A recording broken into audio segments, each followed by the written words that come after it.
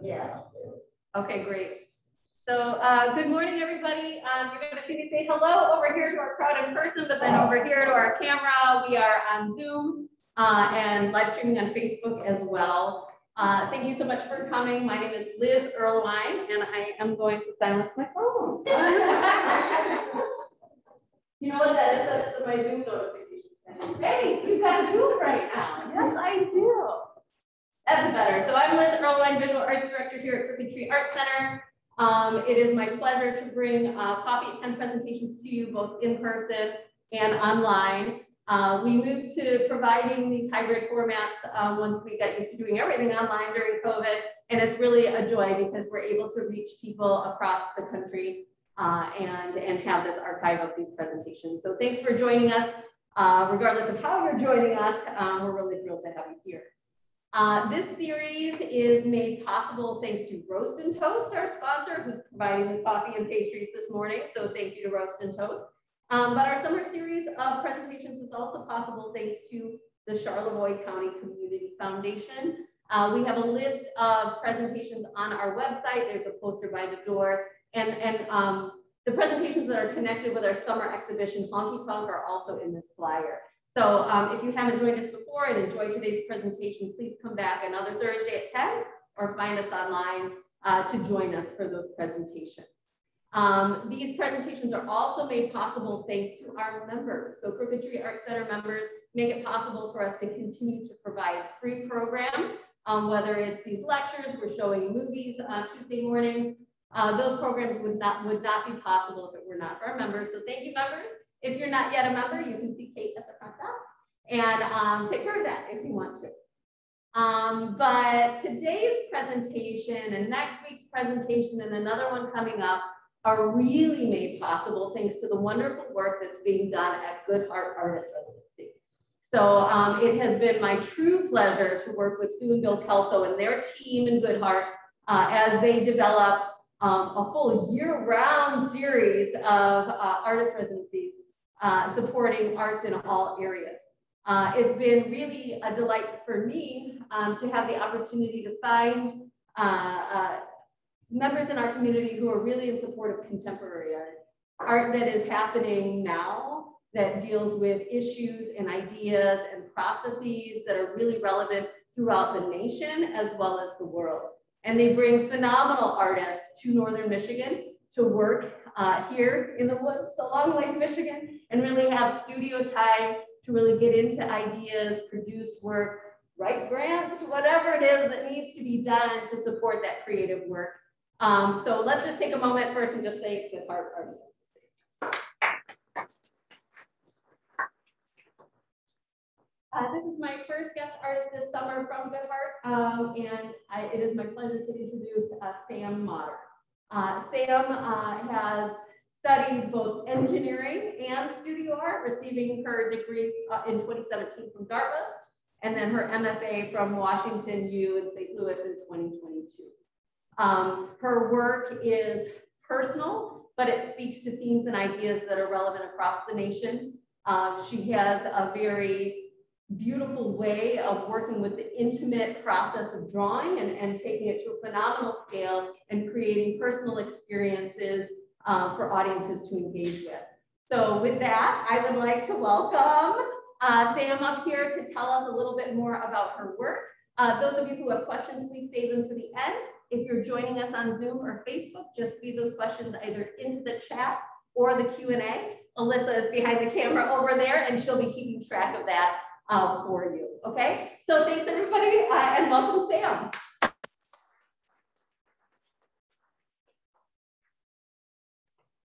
Okay, I'm gonna get set up here and move my mask. How's everyone doing this morning? The pastries look so good. I'm gonna have to go grab one after. Yeah, that sounds good.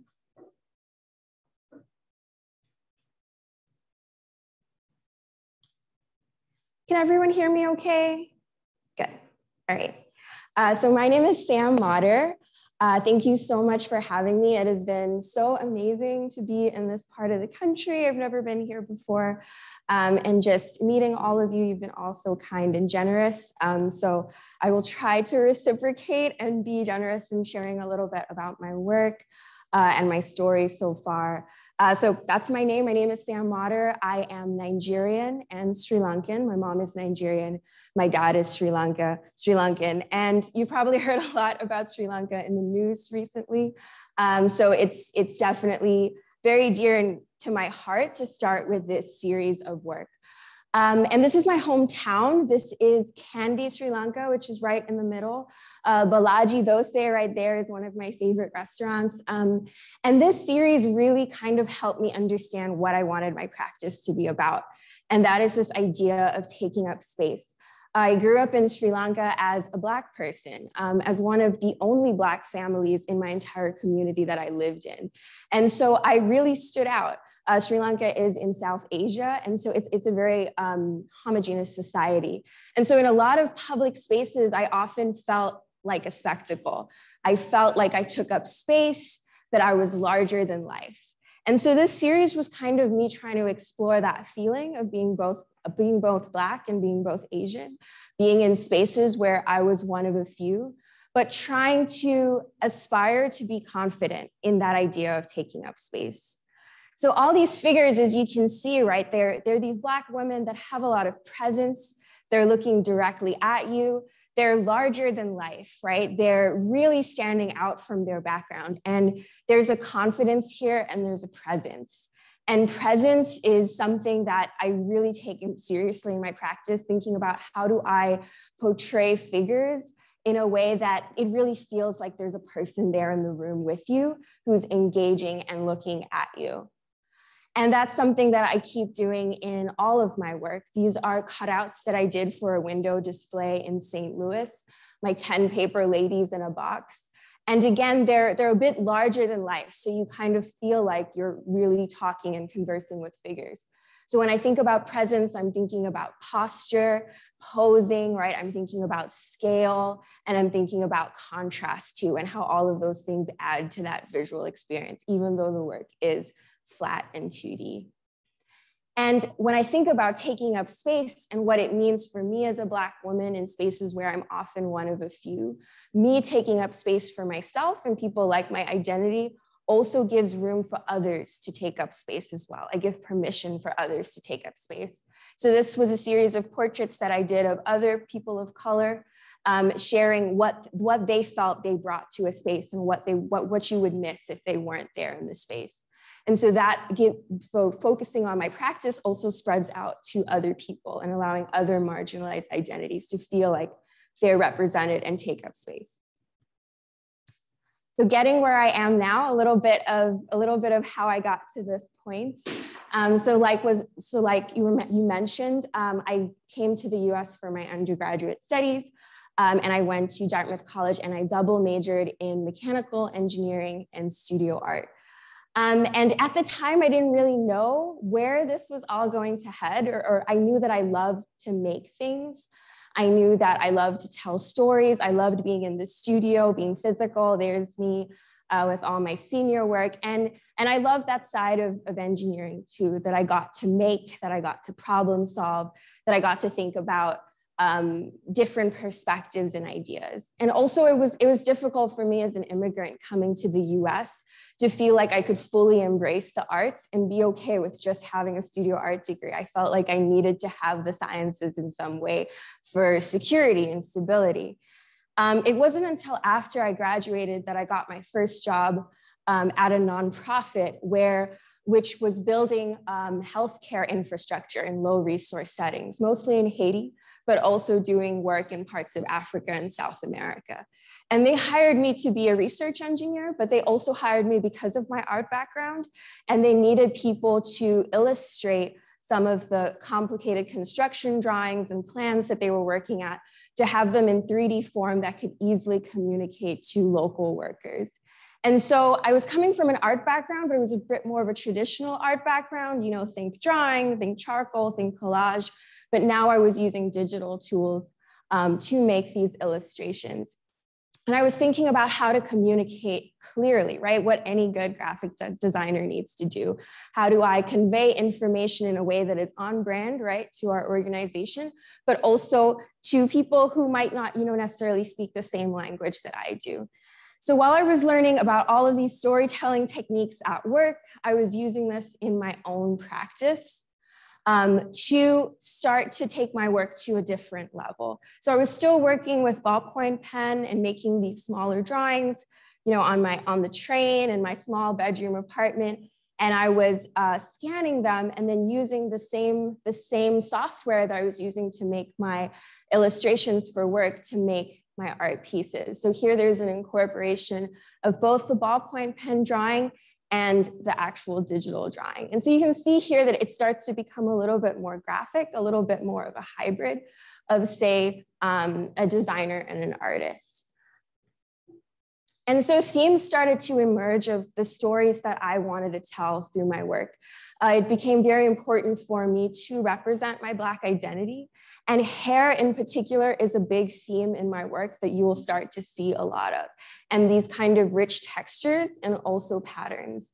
And I want to stop here to talk a little bit about the importance of Black hair, both in the personal to me and also in the political. So personally for me, Black hair is something that I have taken time to come to embrace. Growing up in Sri Lanka, where straight hair is the norm, right? I was asked to straighten my hair throughout school. So it was only until I got older that I actually started to embrace and learn to actually wear my natural hair texture.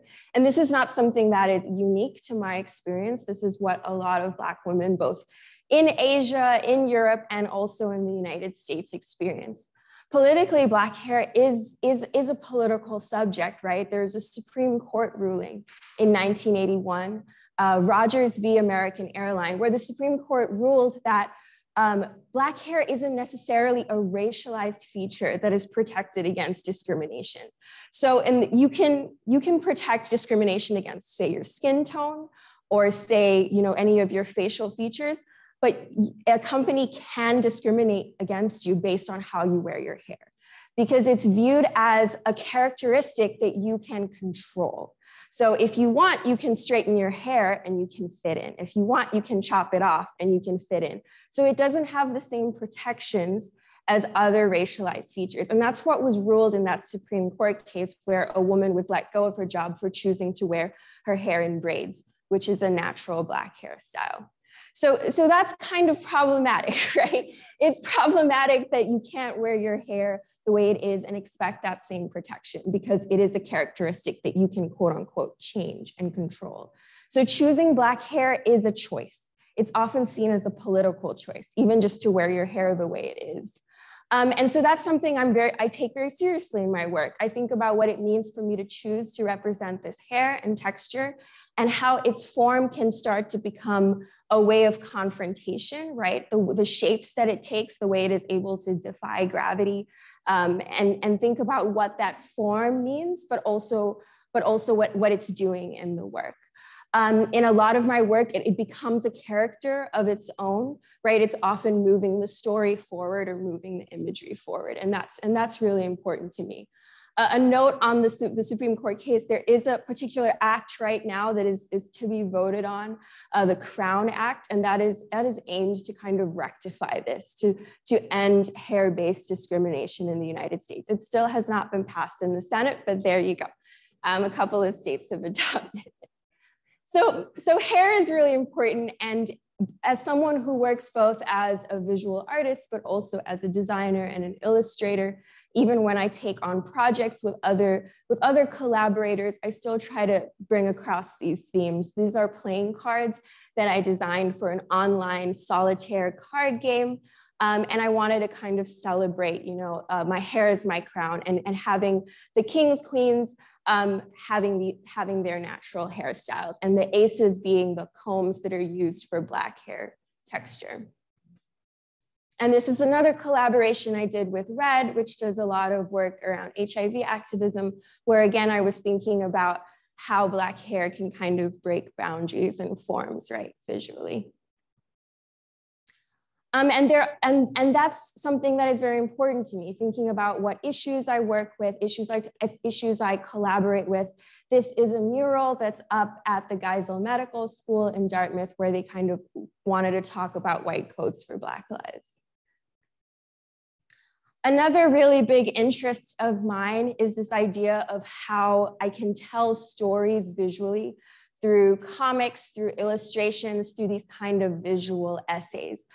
This is a visual essay I did about Black feminist theory, particularly this idea of the controlling image, right? So you might not necessarily pick up a long, dense paper to read about Black feminist theory, but you might read my comic, right? So I'm trying to think about ways that I can take up space in these different forms, right? Not only thinking about visual, but also how can I combine words and design to create some of these materials, zines, comics that people can pick up and use. This has kind of been something that's new for me, that's still dear to my heart, and I'm thinking about ways that I can expand this kind of storytelling. And this is another one that I did, which looks at Bell Hook's work from an essay theory as a liberatory practice, where she compares herself to Dorothy and her experience growing up. So I combined some of the words from her essays with imagery from the Wizard of Oz that would kind of tell this story in a different way. So these are some two zines that I currently have done, and I'm hoping to make more in the next couple of months and years. So now I want to move on to what is mostly my practice. And the body of work that I've spent a lot of time developing, and that is source of all hair, wearer of all socks. And it's a little bit of a grown-up fairy tale. It's allegorical, and it began in the summer of 2020, right? I had just kind of, decided that I was going to go and get my master's in fine arts. So I was wrapping up working at the nonprofit that I was at, and COVID had happened and we were all kind of working from home, and I was transitioning out of my job. And there was just a lot going on in the world and America at that time, right?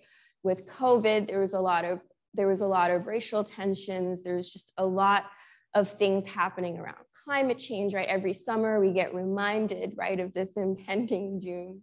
And it was just a lot to kind of be at home, to kind of be isolated, to feel like I couldn't really do anything about anything. And I made this drawing, which I later then animated, if you notice that it blinks from time to time. And I made this pen drawing, and it was just, I didn't really know where it had come from at the time, but it was just this idea of really kind of being with myself and just having a lot of time alone to kind of reflect and think about things. So a person grew out of my hair, and then I was like, then what? Then what happened? And it seemed to me that she wanted to tell me something, or she wanted something was supposed to happen. If you guys are familiar with stories and how stories are told, there's often like a herald or a call, right? Something happens that beckons the hero right off onto this journey. A messenger just appears in a strange way and tells you of this new land. And so that's kind of how it started to feel to me, that it was like a herald or a call to something else. And so once I started grad school, I tried to like flesh it out. Okay, does she grow longer? Does she become this whole person on her own? And so this story kind of started happening of one Monday morning, this girl in Massachusetts, this young woman in Massachusetts wakes up and finds that she has grown a person out of their hair. And that person tells them that, you know what, this place is kind of crappy. Why don't we switch places? And you go off into this other world and I'll stay here. And this other world will just be you. It'll just be you and everything you bring with you. So she wakes up on a Monday morning, it's super early. So she's wearing this big like night dress and these stripy socks. And she's like, you know what, I'll just take this and I'll just go with that. So she falls down this rabbit hole into this whole other world that is just her and duplicates. And so what is there? There's hair, there's socks, there's more versions of herself. But a lot of the stuff that she was trying to escape from, right, starts to repeat itself in this new world. And so this world starts to serve as like a simplified allegory of everything that she was trying to escape from, except now everybody is her.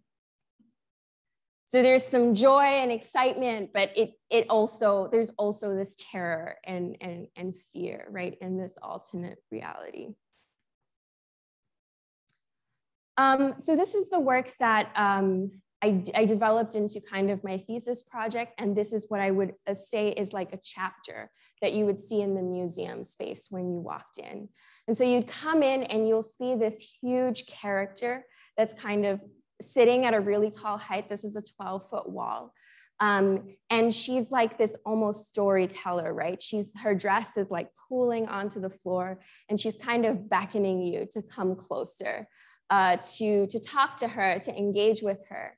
And as you walk closer to her, you walk around and you see there's this other figure that's lying on the floor that has this whole, big cascading amounts of hair and all of these tiny little people that are just really busy and not at all aware that they are on a person or that they're on anything. Like you see them trading down there, you see them fighting and pulling socks off each other. Some people are like in the hair fields. Some people are just chilling and jumping, and they're just kind of having this whole world to themselves. And then when you walk around the corner again, you see this huge kind of sock factory where you see these workers just kind of pulling off socks of other people and just stuck in this kind of, factory line kind of thing. And then you see one worker holding a sock, she's paused and she's turning towards the hair that's sweeping from the other side. So you can kind of walk around and experience the circularity of this piece. And what I wanted to convey in this chapter was a chapter of the story where we start to see the power dynamics that start to develop in this new world, right? That's just her socks, and her hair. So the first form of power is obviously the socks, right? Socks are this really thick material. It's a trivial thing, but in this world, that's what everyone has, so it becomes very important. And everyone only has 2 socks. So if you want other socks, you have to pull them off someone else. And so here you have the wearer of all socks, who is just this magnificent woman with like all of this abundance. And you start to realize that her dress is actually made out of socks. And so socks is material here. It stands in for all material, for all commodities. It's heavy, right? It's so heavy that it pools onto the floor. And also it's tied to labor. It's tied to taking from someone else. It's tied to, in some ways, violence, right? There are the haves and there are the have-nots. There are those that are pulling, and there are those that had socks, and there are those that pull the socks, and there are those that wear the socks that you see in the wearer of all hair, of all socks, rather. And in contrast to the socks, we have hair, which is another form of power in this world.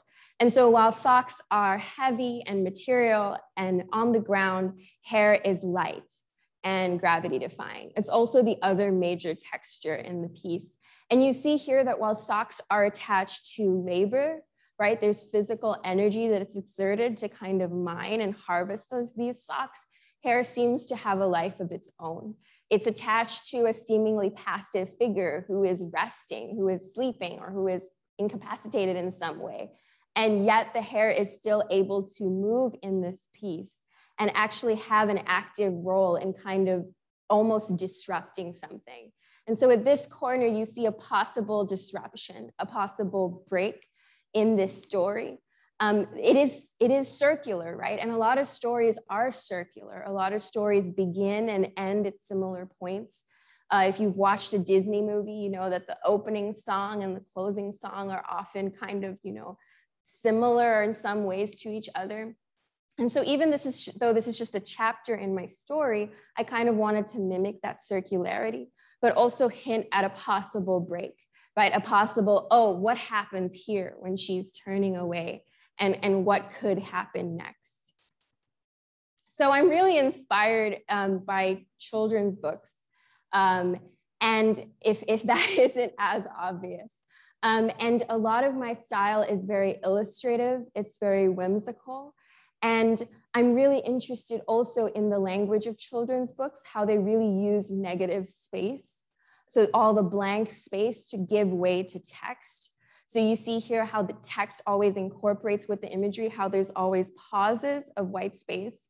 And even though I don't use words in my text, in my images, I'm always leaving white space and leaving those moments of pause so that you can kind of reflect, fill in, also build anticipation, right, as you're walking around the wall to see what comes next, and also allow for moments of pause and reflection. In particular, this particular work was inspired by the Lorax, right, Dr. Seuss's Lorax, where there's this creature that the Onceler that starts to produce the needs that everybody needs, which are kind of like these sock-like contraptions, this kind of trivial, almost humorous material that becomes the cause of destruction in this world and destroys all the truffula trees. So I really liked that kind of idea of this whimsical storytelling, but to say something really serious. Other stories that I've been inspired by are Alice in Wonderland and Jonathan Swift's Gulliver's Travels. And all these stories are allegorical, right? Even though they are children's stories, there's a lot of commentary on society, on the societies that these authors lived in. And also a lot of the original drawings are etchings, right? Which are these black and white drawings that are kind of the core of drawing, these black and white images, this mark making, which I'm really returning to. In a world right now where we have so much color and so much information coming at you, I find that this language, this reduced language kind of implies a lot and allows you to kind of interact and fill with, because a lot is implied, but not everything is given in the black and white and in drawing. And so these stories inspire me, but they are flawed, right? All of these writers are notably white men, and all of these writers notably had problematic perspectives that we have now with time understood. Dr. Seuss has been called out for a lot of his racist depictions in his illustrations. Gulliver's Travels is a glorification of colonialism, right? And a lot of all of that happened. And even Lewis Carroll, right, has been accused of kind of grooming tendencies, that these stories were kind of told to his neighbors' young daughters, right? So there's a lot of problematic things that start to come out when we look at these authors. And I think also interestingly, even as they make commentary on society, they place themselves as objective. So we have Alice, who's this innocent girl who's kind of watching the mayhem, right, of Wonderland. We have Gulliver, who's this very reasonable gentleman who's also watching kind of the destruction and the silliness of these other people. And then even in the Lorax, we have a little boy who listens, who's not named, who kind of hears the misdeeds of the Onceler. And so there's always this objective, neutral character who is often a child. And then all the terrible things are kind of othered onto these magical creatures, right, that are different from us. And so there's a little bit of scapegoating that's happening here in these stories. And I was thinking about in my own fairy tale, as a Black woman, how do I do this differently?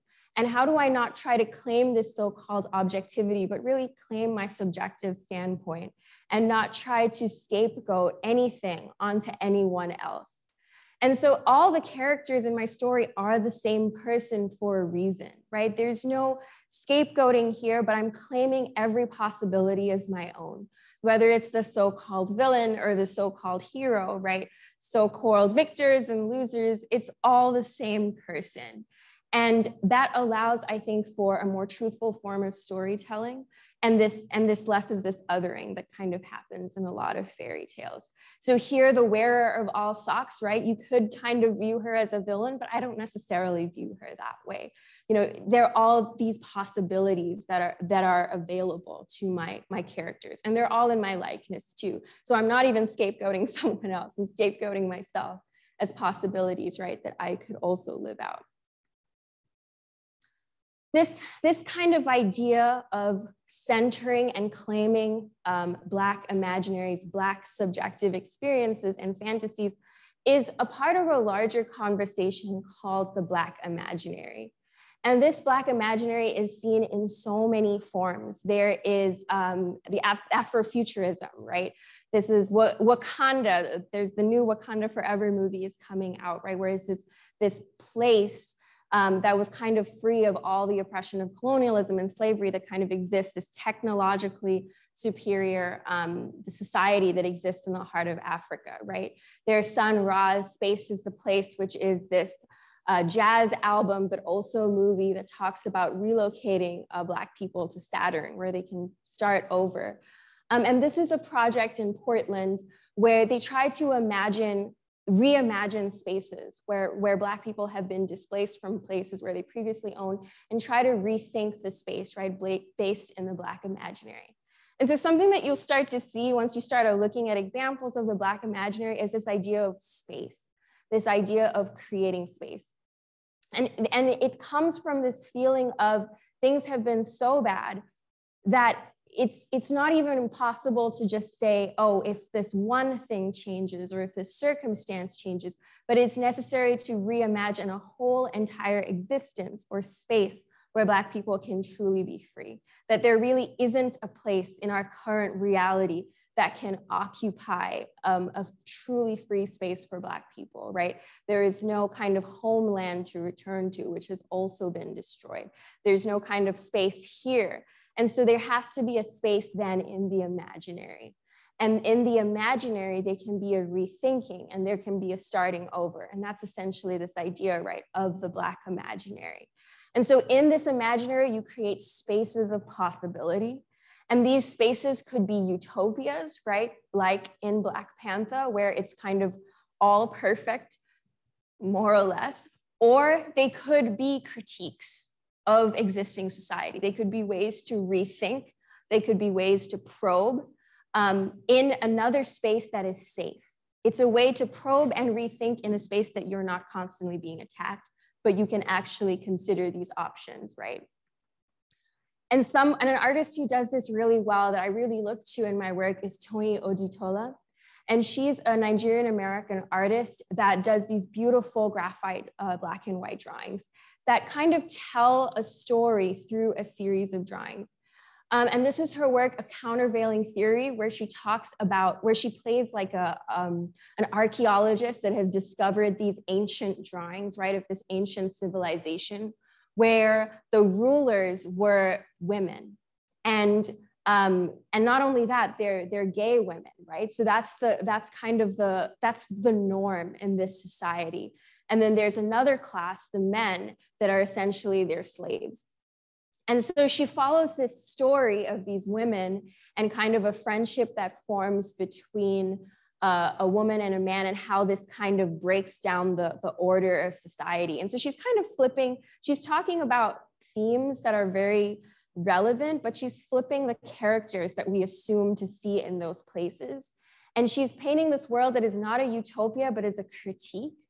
Is kind of a way to kind of investigate, right, in this safe space of the Black imaginary. And that's something that I'm really interested in doing, both in the way she tells stories visually, that you can walk through sequentially and kind of experience this narrative, but also thinking about that critique and how the critique is confrontational, right? On one hand, when you really get up close and engage with it, but it also is comforting. If you're a Black person who doesn't see yourself represented, you're now seeing yourself represented as strong and powerful. And so there's a lot of different feelings and emotions that this kind of work can evoke. And that is something that I'm interested in doing in this series too. If you were to see this work in person, right, it towers above you. It does make you feel small. And I do that intentionally. I said that I was really inspired by children's book stories. And I'm thinking about ways in which the mural, right, a children's book story made into a mural kind of returns you to that place of a child. When you're a child, everything feels so much bigger. Everything's towering above you. There's still possibility and openness. And I hope that the scale can kind of disarm you a little bit, to kind of take it in with that wonder again, and be open to a new perspective or idea that's kind of told right in this way, that this disarming way. But when you engage with, kind of opens up the themes a little bit more. This is one of my favorite pictures from the opening, because it's really funny to me to see people like try to get up close and be like, what is that? And how is that a ballpoint pen drawing at that scale? And I really love that about kind of working with mixed media. So it does look like a ballpoint pen drawing, but it looks a little bit bigger, and I scale it up a little bit so the marks are a little bit more pronounced. And I'm gonna kind of to peel back the curtain and show you how you make like a large mural out of ballpoint pen, because ballpoint pen isn't inherently a great art material. It is not, it doesn't last very long. If you make a ballpoint pen drawing and you leave it out in the sun, you'll have it for less than a year, right? It'll start to disintegrate and fade. It also is very time consuming. And to make it work at that scale is kind of a little bit of a manipulation in both the physical and the digital. So I often start my drawings pretty big. I don't draw them as big as you see them on the final product, but it's larger than life, right? It's comparably big. So there you see my feet for scale. I often work on the floor and drawing out these characters. And as you can see here, this is quite a rough drawing. And if you look closely, you see there's tape around her head. I'm not very precious at this stage, because to me, I know it's all a collage, right? They're all pieces that are going to go into the final. So I make a lot of mistakes. If I make mistakes, I'll just correct it right next to it or just paste over it. I chop and I paste and I kind of work very loosely. And I work on the characters individually. So there's the main character and there are all the small little characters. And you can see all of the different drawings and studies that kind of happen with it. And then after that, I scan them in into my computer at like a very high resolution. And then I digitally compose them into a final piece. And so there are a lot of versions of this. This is the first version of the source of all hair. And she looks different in the final because I changed her sock to be pulling off. And so you can kind of really go in and make changes in a way that you couldn't with an original ballpoint pen drawing, where you're kind of set with what you have, right? In this way, I can really go in and make little tweaks to help it fit the space better. And here's a bit of a collage of kind of what it went into kind of planning my thesis show. Here you see my studio with, blankets, coziness, working on the drawing. And then here you see the plan for the L shape and how, I compiled all of these things and then systematically broke it down into this grid of adhesive paper that is then applied onto the wall. And you see down there me getting some help from one of my classmates and the scissor lift and everything to kind of install this adhesive paper, which is kind of like a large sticker or a wallpaper. And luckily for me, like I worked at the print shop throughout my time at WashU, no worries at all. And so I kind of lead all the printing of the pieces myself too. And there, of course, is my reference, because that's the great part about using yourself in work. You always have a model willing to pose for you. And so this was the final piece. And to me, this was kind of a really big moment for me in my work. It's been developing for over 2 years now, but I'm hoping to kind of add more chapters to this story, right? What happens next? A character that I've been developing is this sock hero, who may or may not be the worker that was turning away, and kind of the adventures that she goes on to try to find a way to flip the order of the wearer of all socks, maybe wake up the source of all hair, right? And thinking about the people that she will encounter along the way with this very limited vocabulary of socks, hair, right? Big nightshirt, and maybe something else that sneaked into this world when she fell through. And so that's currently what I'm hoping to develop. I see this work spreading into kind of just mazes of walls that you can kind of just go around and experience the story. And that's what I've been doing a little bit here at GHAR. This is my lovely studio. I've been drawing this character who's right now looks like she's kind of, you know, in this weird sort of pose, but I have a very strong intention for why she's standing like that. And hoping to add more characters while I'm here. And just, so thank you for the space and the time to share what I've been working on. So thank you.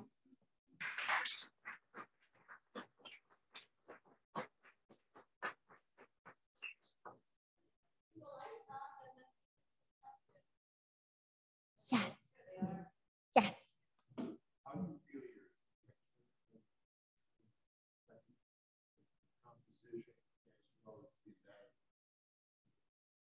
Yeah, that's a really good question, and one that I get a lot.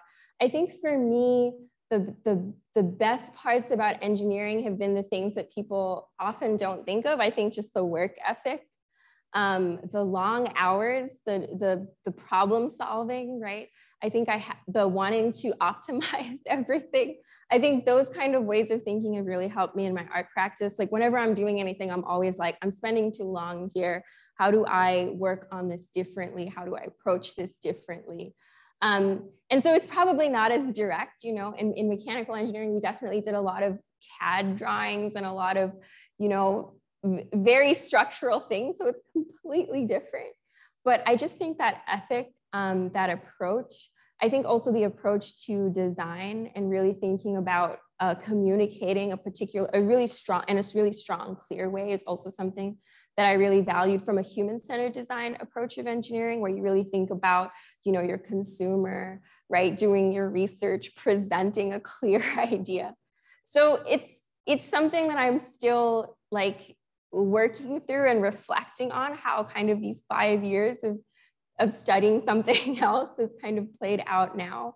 But yeah, I feel like I see it there mostly. Yeah.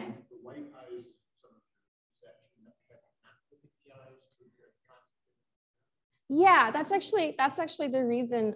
So if you look at a figurative drawing, you often focus on the eyes, right? A lot of people love to draw eyes, and that's great because it's the part that we always focus on in the body. So for some characters, I choose to leave out their eyes so that you can kind of explore the figure a bit more, or to have lighter eyes so that you really kind of look around and see what else is happening. It's a stylistic preference that I've chosen. Also, there's, you know, the saying that, you know, the eye is a window to your soul. And sometimes I kind of want to hold back and make the characters a bit more guarded. You can kind of relate to them, but you don't get everything for some of the characters. And some of the characters do have more eyes, and that's for more of that emotional connection. So I'm making conscious decisions there about how I want you to engage with the characters. Yeah.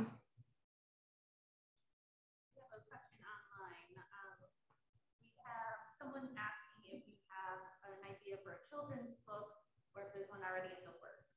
Yeah, I definitely don't see this work as separate from kiddos. You know, children really love my work, which is always to me such an honor. My mom is a preschool teacher, so I've done a couple of children activity books with her, but they're more for educational purposes. I think it is something that that I would love to do, to consider a book form of this work. I think right now the scale is pretty important to me, but I am also interested in the books, which is why I showed you my comics and kind of what that format can do.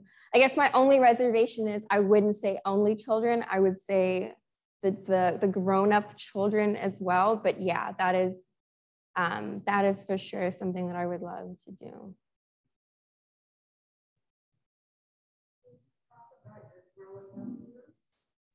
Yeah, for sure. All of them are. Is there a particular part?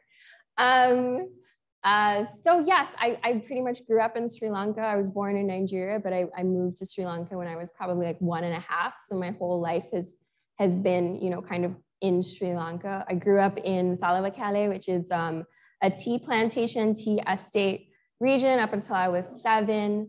So my mom was a preschool teacher, so I went to her preschool. You know, she was like my first educator. And then later I moved to Kandy, which was the town that I showed. Yeah, Sri Lanka is a beautiful place. It's very sad, you know, just all of the things that are happening. It was definitely not my experience when I was growing up there. It's a very conservative society. It's the place that I lived in is home to kind of a lot of very important temples for the Buddhist culture. So because of that, it's a very conservative society. Yeah, beautiful, beautiful place, but definitely, you know, with its challenges too. I think especially growing up there and looking like you're not from there can be very difficult and can wear down on your psyche over the years, for sure. I just wondering if you could talk a little bit more about how you relate, I guess, conceptually to your material. So I love that idea of the approachability of ballpoint pen, right? And the intimacy of those marks and the fact that you're using yourself. But it seems like you move really fluidly between digital and the physical. Does it matter to you, like how people connect with that materiality of it? Can you just talk a little bit? Yeah, for sure. I definitely had that question a lot, especially because, you know, I'm coming from grad school where they ask me questions all the time. And a big thing that I was getting was, you know, why don't you just do the ballpoint pen drawings so that we can just see the ballpoint pen drawings? And I'm like, yes. But to me, I really enjoy how I can push the limits when I combine it with digital. I think I love the hand felt nature of ballpoint pen. I love that, like you said, it's approachable, that you see it and you're like, I recognize that material, I recognize those marks, but now I'm seeing it in a way that I haven't expected. To me, there's a little bit of activism in that form of material because it's something that you expect. It's something that you've seen, that you kind of expect in a certain way. That's kind of, you know, not an art material, not a high grade art material, but now you're seeing it in a new lens, you're seeing it in a new scale, in a new way. And I think that can be a very powerful shift for people. To me, it doesn't matter whether it is not a ballpoint pen drawing that you see up close and personal. I'm not as attached to this one-off idea of art.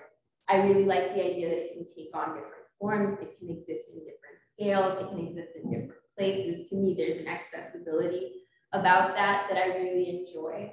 And you know, it is unfortunately impossible to do long-term murals with ballpoint pen. Of course, people have done it before, but there is something that you're going to give up. And for me, as long as I can convince you that it's ballpoint pen when you first see it, I don't need you to kind of smell the ballpoint pen, right? I don't need you to kind of experience it in that way. And so material for me is to a point, but it is not everything as it might be for some other artists where it really is all about the material. But that's a really good question. Yeah. And then a follow-up to that, because of the way you work, that you already talked about this, the accessibility of it, like being able to work in multiples or reproduce something. Is that something that you played with? Yeah, yeah. I mean, you know, it's kind of like, I feel like with art, you kind of have what you have, and then later as you get older, you start to articulate the whys better. But I mean, the real down and dirty reason is that, you know, I didn't really grow up with kind of access to oil paints or a great watercolor paper or anything like that. So the material that I had was, you know, pens and pencils and, you know, oil pastels, because my mom was a preschool teacher. And oil pastels are the messiest thing in the world you can work with. And I've done a lot of work in that prior. But just practically, that's the thing that I've had the most hours working on as a child and even older, you know, when there's a lot of access, questions of access there that I just didn't have that kind of education. And so I've had maybe 1 year of painting in college, not even a year, probably 3 months, 10 weeks, start with this quick, of painting in college. So it doesn't make sense for me to kind of want to embrace this material that I just simply haven't had access to. And so ballpoint pen has always been there. It's always been in my house. It's always been something that I can use. And now it's reached a point where I can appreciate what it means to work with that tool, but I think it's just kind of been a thing that was there.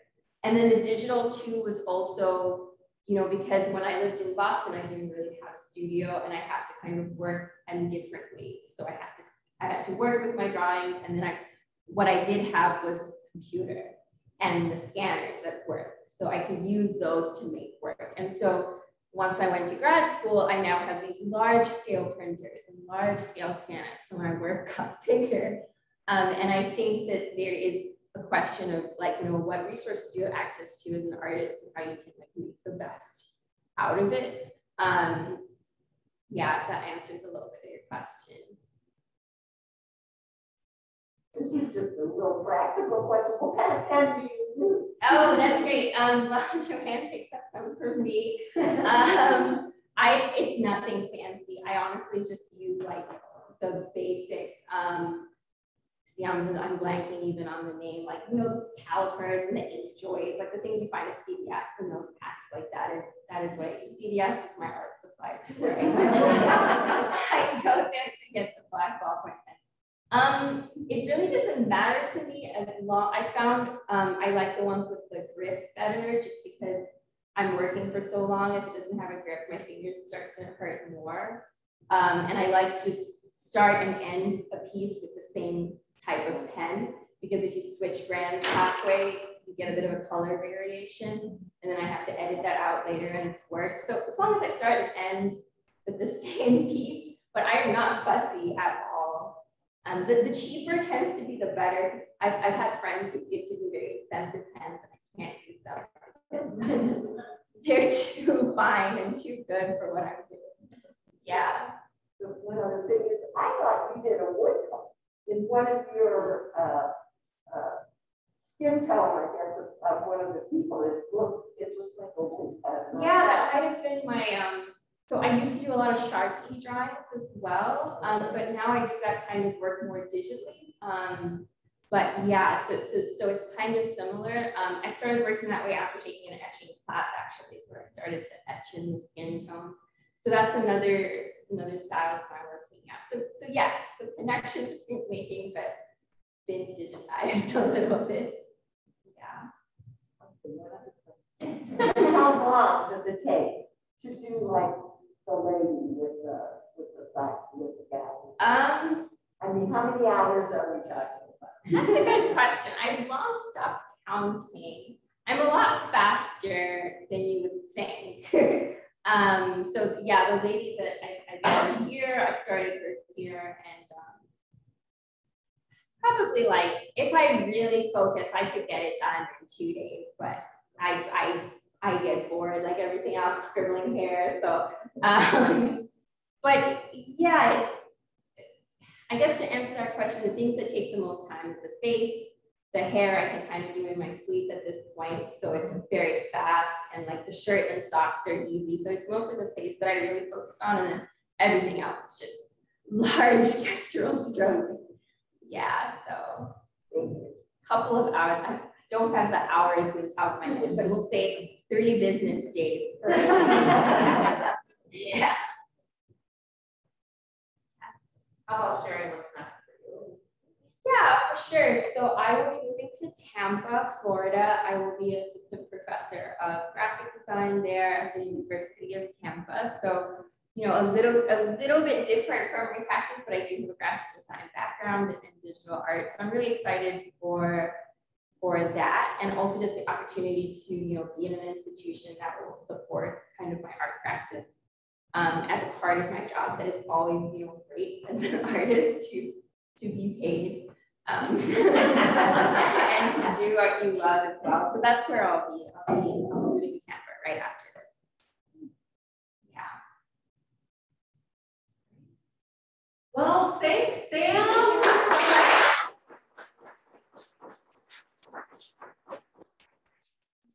Open studio.